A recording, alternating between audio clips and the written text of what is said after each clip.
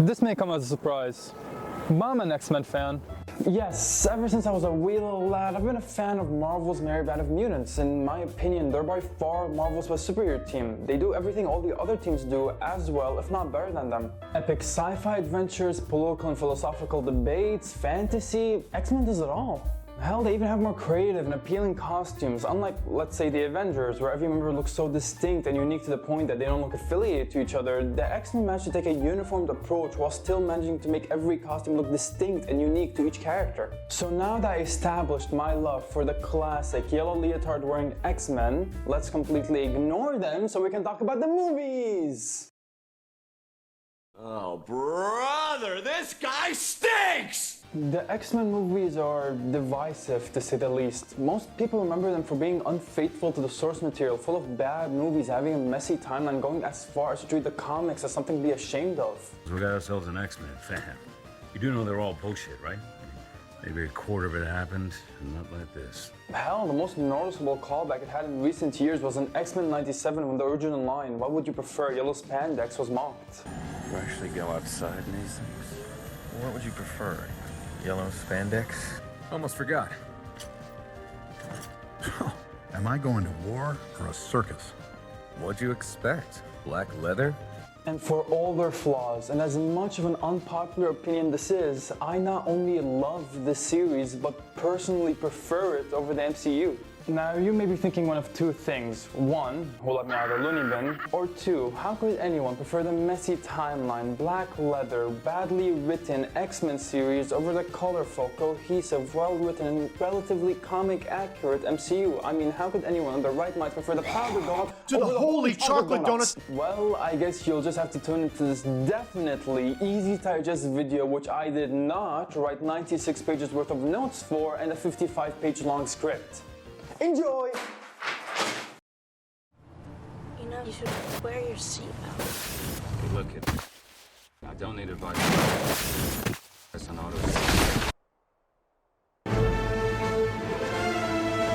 X-Men, directed by Bryan Singer and written by him alongside David Hayter and Tom DeSanto, focuses on a team of mutants, surprisingly, called the X-Men, led by Cyclops and founded by Professor Charles Xavier with the intent purpose to help both humans and mutants so they could usher in tolerance and understanding for mutant kind. And on the opposite side of the spectrum, there is Eric Lenscher, Magneto, an old friend of Charles, Holocaust survivor and leader of the Brotherhood, who believe humans will never tolerate mutants, so they would rather wipe out the humans before the humans put mutants in camps. The film's main characters are Anna Marie, more commonly known as Rogue, and Logan, the Wolverine. After becoming a runaway due to almost killing her boyfriend with her new uncontrollable absorbing powers, Rogue secretly hitches a ride in Logan's truck, who she discovered was a mutant when he was attacked earlier. Logan realizes he has a stowaway on board and can't bring himself to leave her in the middle of the Canadian wilderness, so he lets her join him.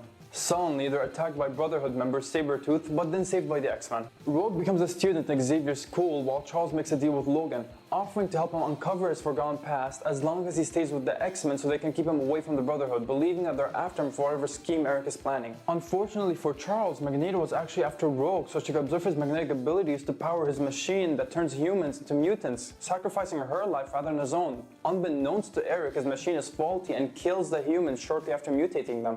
So the X-Men defeat the Brotherhood, destroy the machine before it can mutate anyone, and Wolverine saves Rogue by letting her absorb his healing factor. Eric is imprisoned, but his loyal follower Mystique escapes and takes refuge under the guise of deceased Senator Robert Kelly, and Wolverine heads to Alkali Lake, believing that he'll find answers about his forgotten past there, but promises to come back.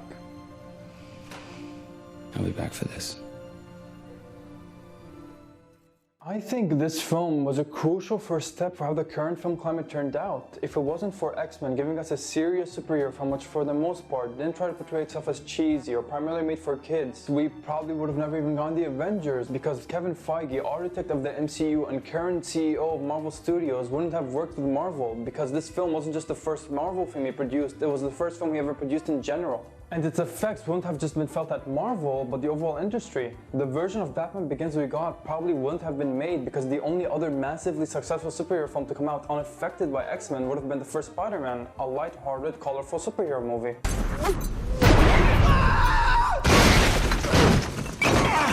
Oh. Superman Returns wouldn't have been made because Bryan Singer, director of this film and its sequel, wouldn't have been offered the job for not having experience directing superhero movies, which means the DCEU wouldn't have been made because Man of Steel was originally supposed to be a Superman Returns sequel. This film had a huge impact, but you wouldn't know that with how little it's brought up. While people still talk about Batman Begins, the first Spider-Man, and even Superman 1978, rarely does anyone talk about the first X-Men. People talk about the sequels that spun off and the spin-offs, but when anyone brings up this specific installment, all anyone has to say is that the costumes sucked. Like, okay, yes, we get it, the costumes sucked. Free thinker on God, sky is blue. And that's a shame because it got so much right. In just 3 scenes, opening with Eric's backstory in the camps, then showing Rogue accidentally hurt her boyfriend with her new powers, and concluding with her hearing about mutant registration, the film perfectly conveys the overarching thread the X-Men face. Mutants are people, but they can be dangerous, which is why humans fear them, persecute them, and want to register them, which could lead to the mutants being rounded up and experiencing a holocaust of their own. The film conveys this relatively complex struggle before it even hits the 10-minute mark, and there are so many small details only die-hard X-Men fans would have appreciated. Small stuff like showing off Sabretooth's sadism, Senator Kelly accepting mutants, and Colossus' first appearance having him sketching. Even though from the surface, it looks like the film is trying to push itself as far away from the comics as possible, only fans of those comics would have included such details. And the film had a big impact on the X-Men going forward. Because of this film, Magneto's helmet wasn't just a fashion set anymore, it had an actual purpose, and ever since it came out, the X-Mansion has always looked almost identical to this film's portrayal. Now, is this film perfect? Of course not. Some of the CGI didn't age well. Logan being the main character takes a huge aspect of the emotional investment away between the pre-existing X-Men and Magneto's rivalry with him feeling like a third wheel. This insulted physics.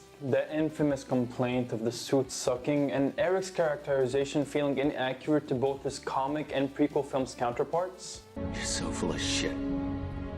If you were really so righteous, it'd be you in that thing.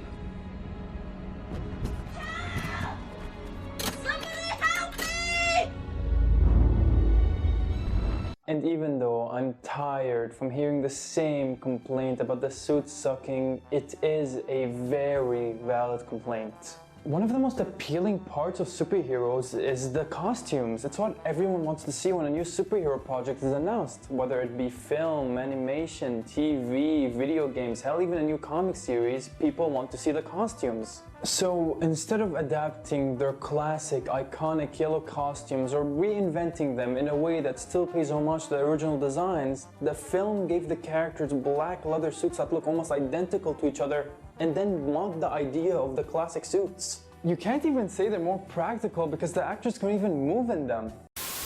Magneto has kidnapped fellow X-Men Rogue. Young people. And it's up to Marvel Girl. I can move things with my mind. Really? What kinds of things? All kinds of things. Cyclops. Storm. You know what happens to a toad when it's struck by lightning?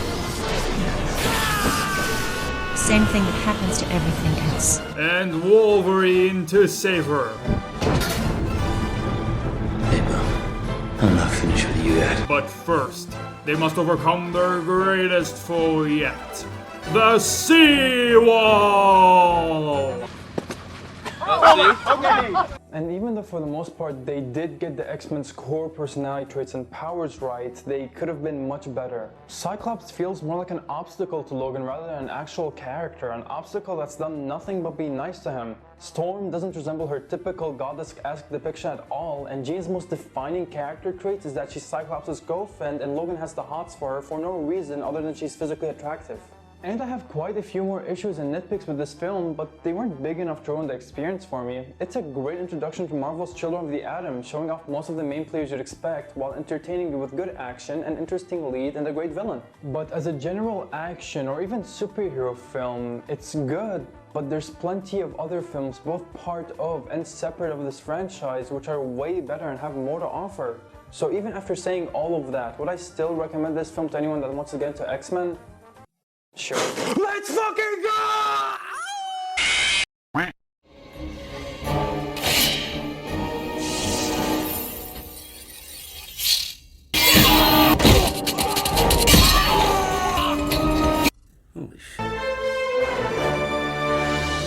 Following the the financial and critical success of X-Men, Fox was quick to greenlight a sequel, having the story be written by returning director and writers Bryan Singer, David Hayter, and Zach Penn, who wrote the screenplay alongside Dan Harris and Michael Doug Hardy, taking heavy inspiration from veteran X-Men comic book writer Chris Claremont's God Loves Man Kills storyline. The film was titled X2 X-Men United, having most of the cast return except for Sabretooth and Toad. The film fully focuses on Logan as the main lead, returning from Alkali Lake with no answers about his past, only for his past to come to him in the form of Colonel William Stryker, the man responsible for Logan's adamantium skin and forgotten past.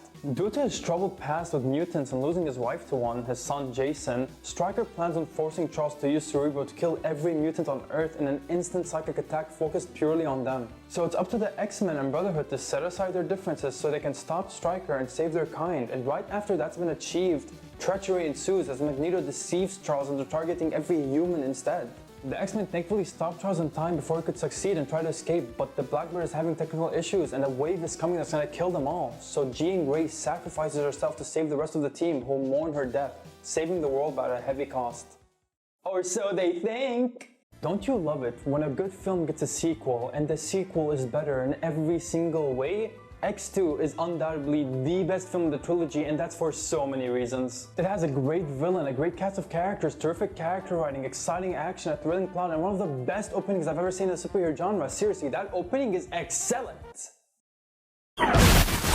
The film may feel a bit bloated sometimes with how many characters are following, all in completely different locations, completing completely different tasks. It's because of that I never once mentioned Nightcrawler or Mystique in the summary. But because of how well paced the film is, you never feel like it's too much. It's very easy to follow and digest every single plot point and story beat each group of characters is going through. The film took everything that made the first X-Men film good and dialed it up so it could become great, while still bringing in a lot of fresh new characters and ideas. For example, the persecution mutants face is shown in the film rather than just talked about, and having a few instances of humans being antagonistic towards them. We see how horribly they're treated in prison, how easy it is for them to lose their lives because they upset the wrong human, and how it could ruin their relationship with their own families just because they were different. Have you tried not being a mutant?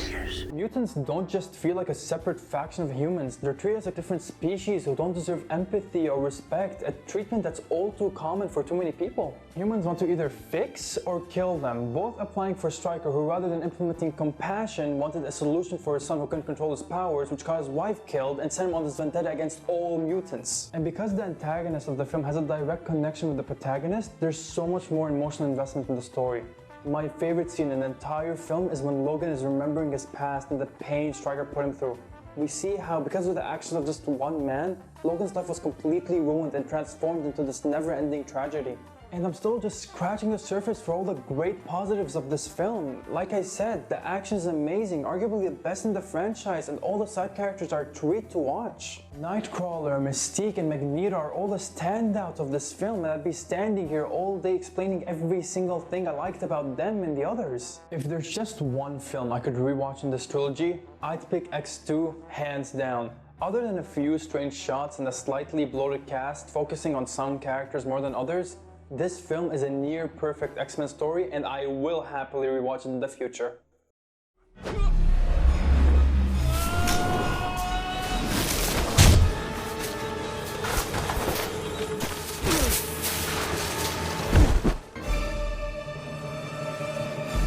This is it, the finale of the trilogy. Now that X2 has set expectations so high, this film can't possibly let anyone down. The Phoenix Force has properly been set up. Cyclops has promised to finally have the spotlight to properly adapt the Phoenix Saga, which means we can finally focus on someone who isn't Wolverine in these X-Men movies. It's gonna be great! Is what an alternate version of me said in the universe where X3 didn't suck ass. I fucked it up. Because Bryan Singer wanted to take a break from making the X-Men film so he could make Superman Returns instead, selling another iconic superhero franchise, Fox elected to bring in director of the Rush Hour films and fellow scumbag Brett Ratner to take over the director's chair. Unfortunately, Ratner knew nothing or even cared about the X-Men, let alone a specific storyline. So when Fox mandated that they shoehorn in a subplot about a mutant cure and kill off Cyclops to make Logan the main lead again, Ratner, rather than fighting back to maintain the integrity of the story, just went along with it. Which is why we got the bloated mess this film is, which didn't do either storylines well. The Last Stand focuses on the resurrection of Jean Grey, who has become the most powerful mutant on Earth after destroying the mental blocks Xavier installed in her to stop her evil alternate identity Phoenix from taking over. This is coupled with the fact that a mutant cure has been created thanks to a mutant with the ability to negate the X gene in other mutants. The Brotherhood want to destroy this cure and mutant, so they recruit a mutant army which includes Jean, who has fully been taken over by the Phoenix after killing Cyclops and Charles. So the remaining X-Men make their last stand to protect the facility making the cure and mutant producing it from Magneto and his forces. The X-Men successfully fend off Magneto's army and save the mutant, but soldiers attempt to shoot Phoenix with the cure, which enrages her and leads her to killing almost everyone in the facility, and if not stop, the world. Logan, being the only one who can survive her power, is forced to put Jean down in order to save the rest of the world. And the film ends with a cured Magneto still having his powers, meaning that the cure wasn't a permanent solution and it was instead a waste of time both in and out of the film. And that's exactly what this film is, a waste of time. Other than Cyclops dying, this film has no permanent impact on any of the other mainline films. All the mutants who took the cure got their powers back, and Charles, who died, was revealed to be alive in the post-credit scene. They couldn't even wait a full movie to undo that. And even though this film came out 3 years after the last one, you can tell that it was still somehow rushed. If you thought Spider-Man Homecoming's 8 years later text was embarrassing, then you ain't seen nothing yet. The film starts with a scene that takes place 20 years ago, then one that takes place 10 years ago. 10 years ago from the flashback or 10 years ago from the present? Who knows? And concludes with the present, which is titled as the not too distant future. So apparently a whole decade or 30 years passing qualifies as not too distant. And it doesn't end with just confusing text. The film's fight scenes are edited poorly, scenes go from daytime to night in an instant, and subplots are introduced which contribute nothing to the overall story. I never once felt the need to mention that Angel was in this film while writing the summary because his subplot contributes nothing other than wasting time. He only ever interacts with the X-Men once in the entire film. What the fuck? He's wearing an X-Men suit that he never wears in the film and is in the posters. Holy false advertisement, Batman! In fact, everything relating to Angel is just there to waste time. It's thanks to him we have this cure subplot which contributed nothing other than having Rogue, a character who's an allegory to accept yourself and not let certain parts of your character be the reason you distance yourself from people who love you. Distance herself from people who love her, be ashamed of herself, and take the cure to fix herself for some guy who abandons her in the next film. And if you think that's dumb, so did the writers, which is why there's an alternate scene where Rogue doesn't take the cure, but because this film was made in such an incompetent manner, they just so happened to go with the scene where she did take it in the final cut. Now, sure, this film has some positives like Kelsey Grammer's Beast and the iconic line, "Don't you know who I am? I'm the Juggernaut, bitch!" And Iceman going its icing time and Manning all over Pyro, but those positives don't make up the great dessert this film should be after the 2-course meal we had. No, there is icing on a fucking dumpster fire. They don't excuse Magneto leaving behind his most loyal follower. They don't excuse Cyclops being killed off in what's supposed to be his and Jean's story. And they don't excuse Charles losing hope and abandoning his lost surrogate son who just lost the love of his life. The same Charles who said this to a version of himself that was going through very similar circumstances. Just because someone stumbles, loses their way, it doesn't mean they're lost forever. But Scott's a changed man. He took Jean's death so hard. And Logan, a character who had no real emotional connection to Jean whatsoever other than trying to be the homewrecker for her and Scott. A character who only had a few scenes with her, one of which he forced a kiss in and was immediately rejected, to be the emotional crux of the story, as if he was ever someone more than just some guy who had the hots for her.